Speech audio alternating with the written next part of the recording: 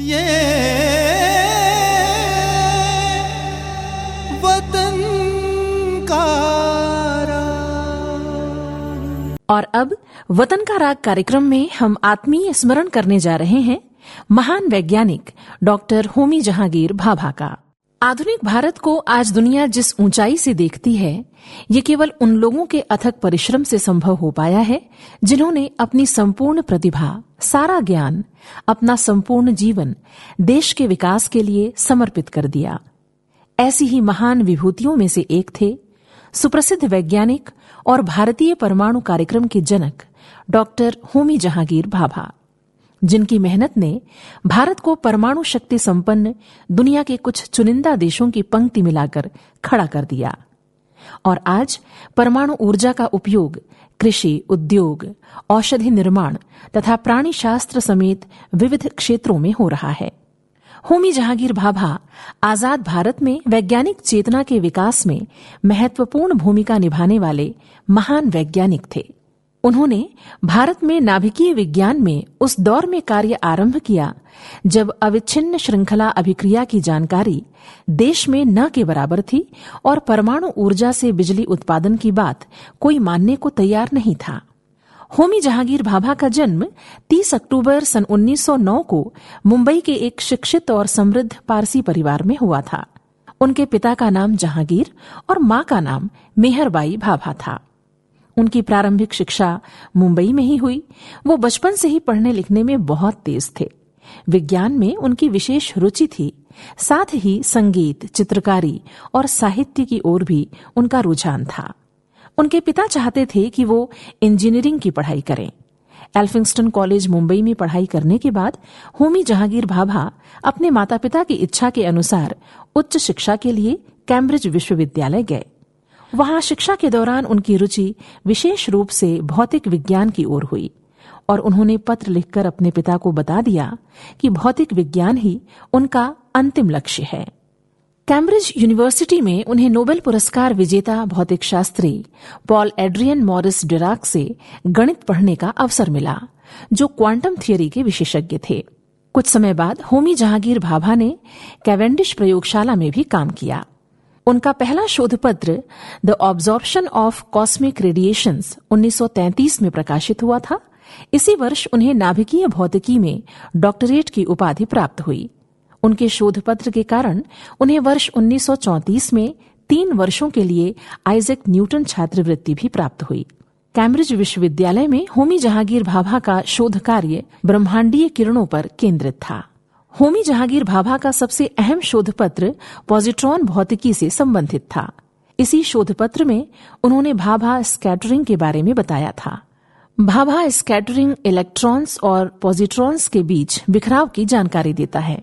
ऐसा माना जाता है कि पदार्थ के कण और प्रतिकण यानी इलेक्ट्रॉन और पॉजिट्रॉन करीब आने पर एक दूसरे को खत्म कर देते हैं। भाभा पहले वैज्ञानिक थे जिन्हें महसूस हुआ कि कुछ और भी हो सकता है, यानी बिखराव। इसी को उनके सम्मान में भाभा स्कैटरिंग कहा गया। इस तरह वो नवीन खोजों की एक नई दुनिया की ओर बढ़ चले। अजय तू अभी बना, अजय तू अभी बना, अजय तू अभी बना, अजय तू अभी बना। न मंजिलें मिली कभी, न मुश्किलें हिली कभी, न मंजिलें मिली कभी, न मुश्किलें हिली कभी।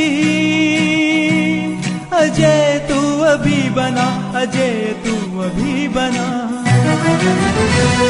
अजय तू अभी बना, अजय तू अभी बना, अजय तू अभी बना, अजय तू अभी बना। ला ला ला ला ला ला ला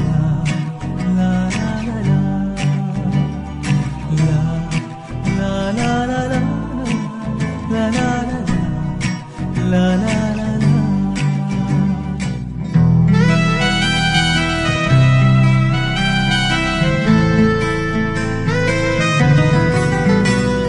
सफल न एक चाह भी,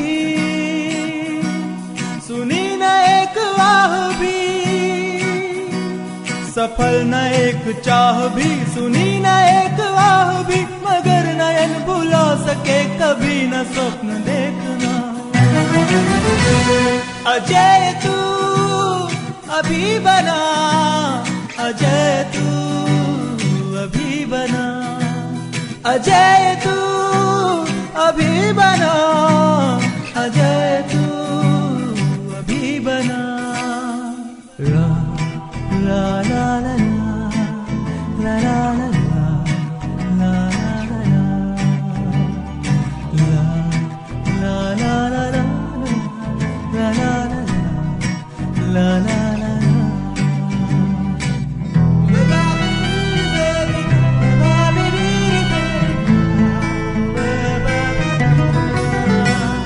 अतीत याद है तुझे, कठिन विषाद है तुझे, अतीत याद है तुझे, कठिन विषाद है तुझे, मगर भविष्य से रुकाना, आंख मूंद खेलना।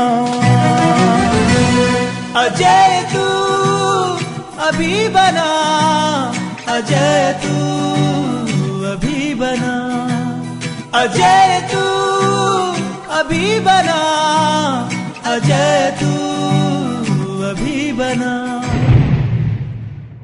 होमी जहांगीर भाभा अपने अनुसंधान में पहले ही अंदाजा लगा चुके थे कि इलेक्ट्रॉन और प्रोटॉन के बीच के वजन का कोई कण जरूर होना चाहिए।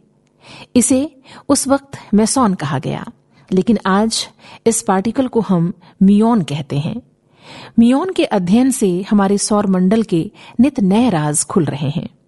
सन 1939 में होमी जहांगीर भाभा भारत वापस आए। इस बीच द्वितीय विश्व युद्ध छिड़ गया।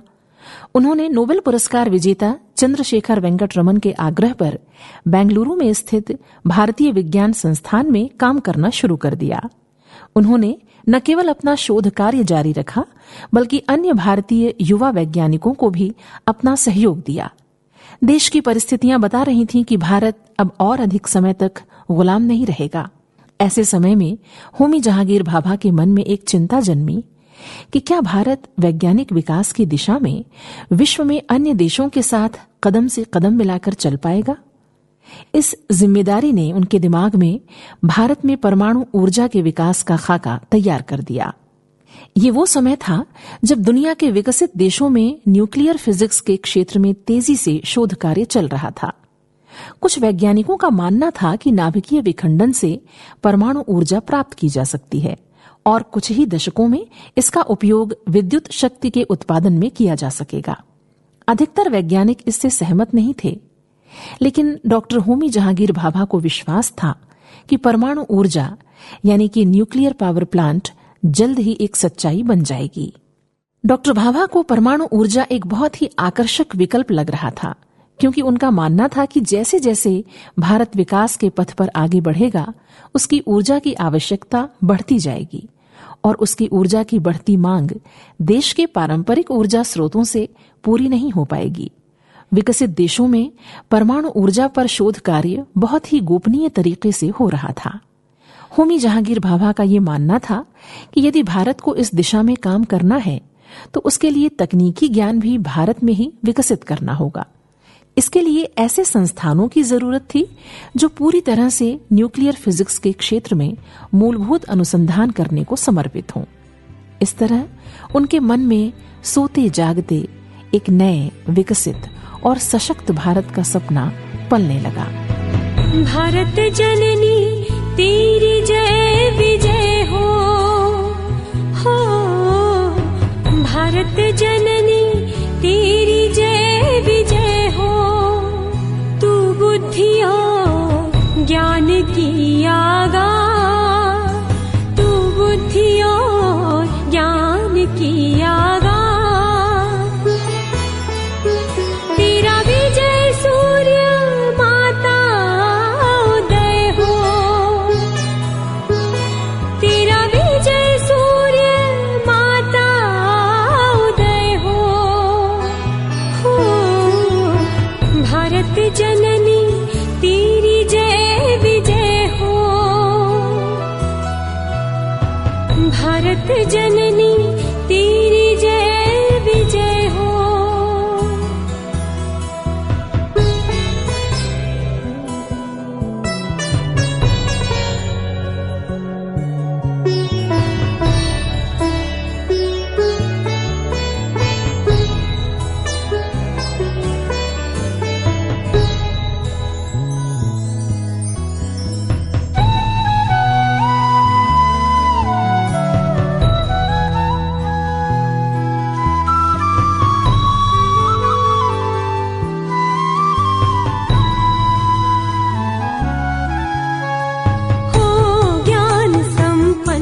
जीवन सुफल होवे, हो ज्ञान संपन्न जीवन सुफल होवे। संतान तेरी अखिल प्रेममय हो, संतान तेरी अखिल प्रेममय हो। कृष्ण देखी दशा तेरी, सरिता सरों में भी बहता प्रणय हो। भारत जननी तेरी जय विजय हो, भारत जननी तेरी जय विजय हो।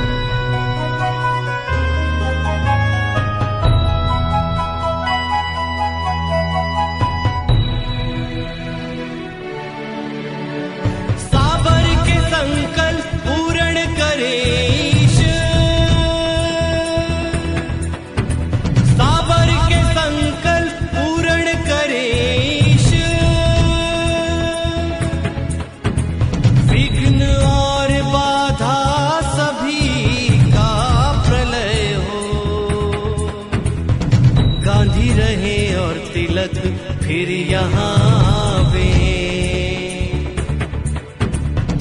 अरविंद लाला महेंद्र की जय हो। भारत जननी तेरी जय विजय हो, भारत जननी तेरी जय विजय हो।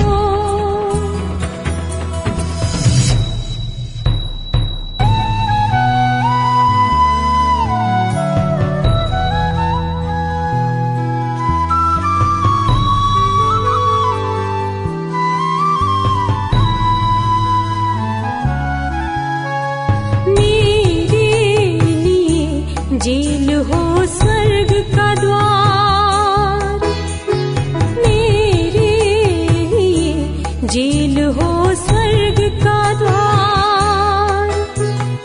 बीड़ी की झंझन में बीड़ा की लय हो, बीड़ी की झंझन में बीड़ा की लय हो। कहता खलिल आज हिंदू मुसलमान सब मिलके गावो जननी तेरी जय हो। भारत जननी तेरी जय विजय हो।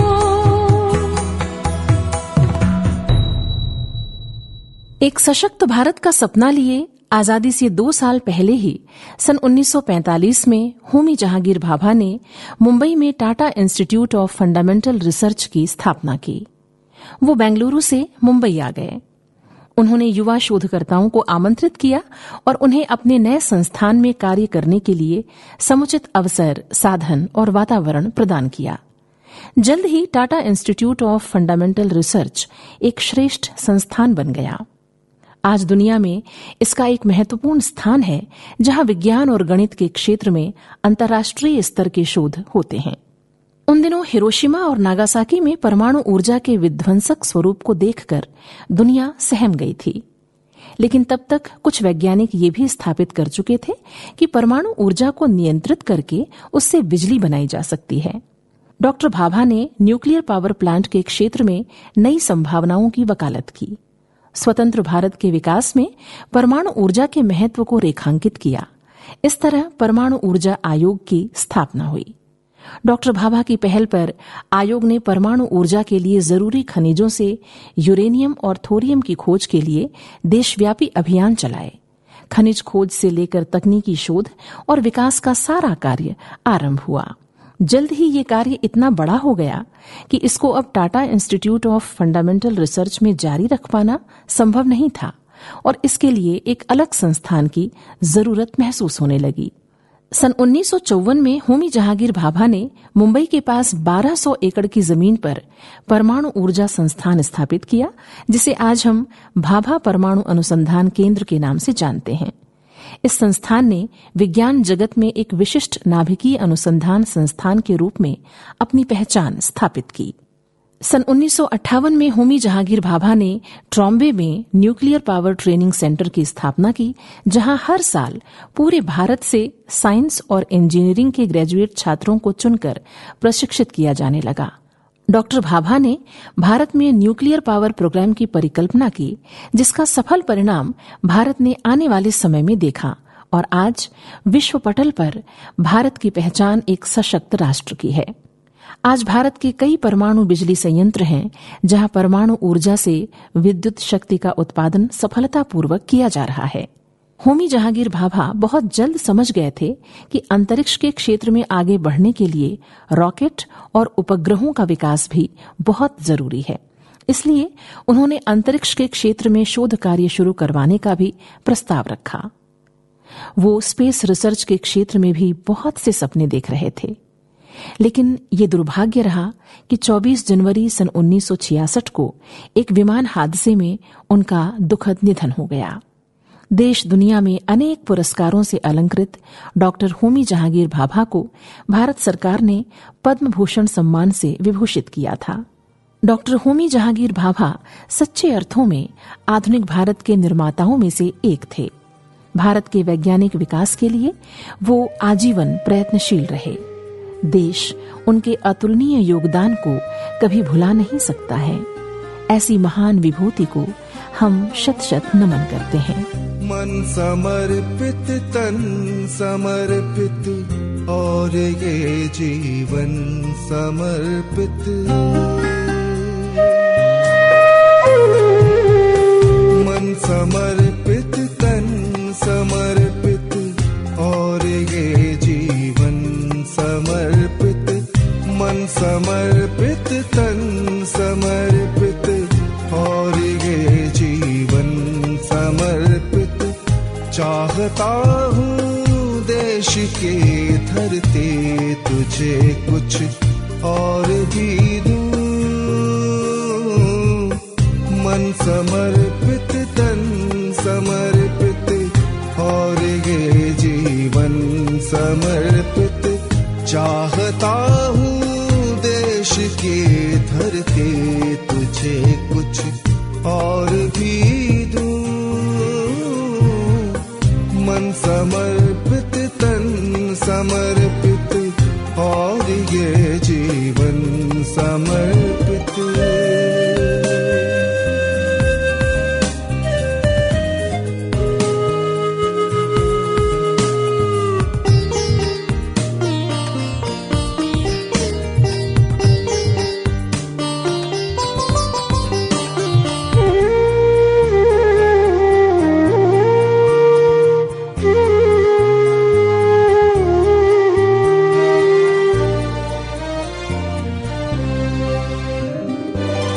माँ तुम्हारा ऋण बहुत है, मैं अकिंचन,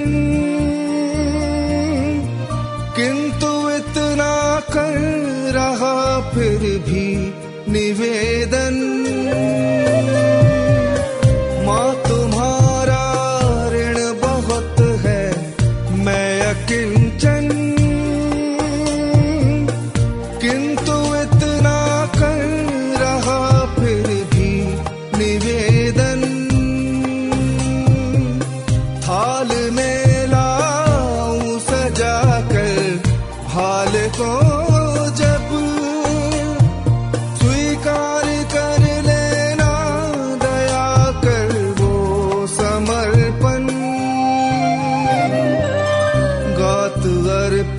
प्राण अर्पित, रक्त का कण कण समर्पित।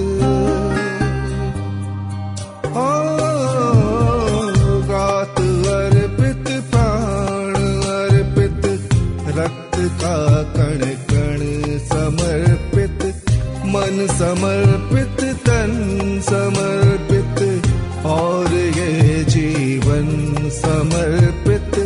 चाहता हूँ देश की धरती तुझे कुछ और भी दूं।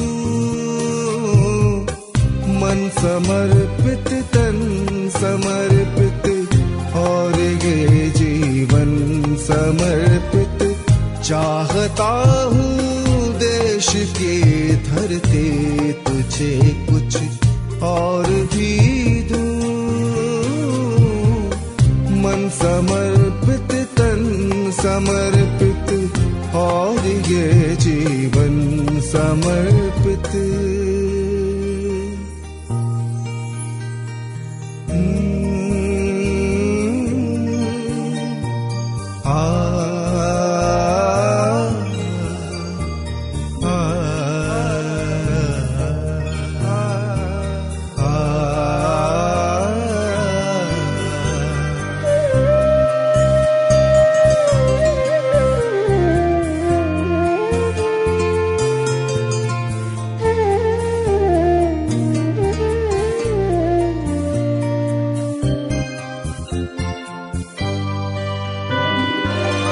मांझ दो तलवार को लाओ ना देरी,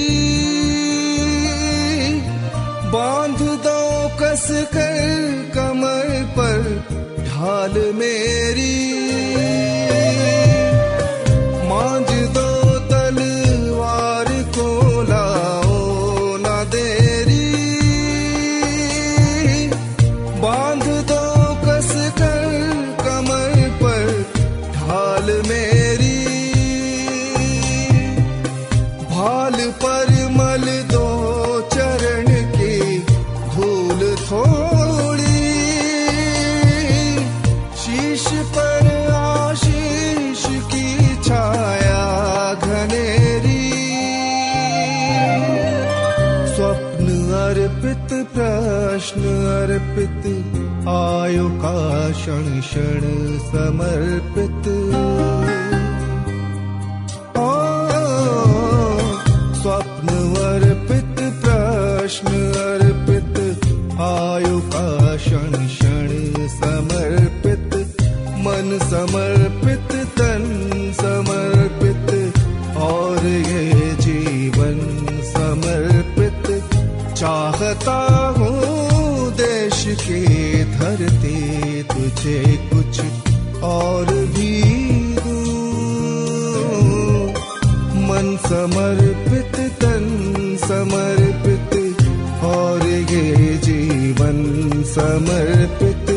चाहता हूँ देश की धरती तुझे कुछ और भी दूं। मन समर्पित, तन समर्पित, और ये जीवन समर्पित। ये वतन का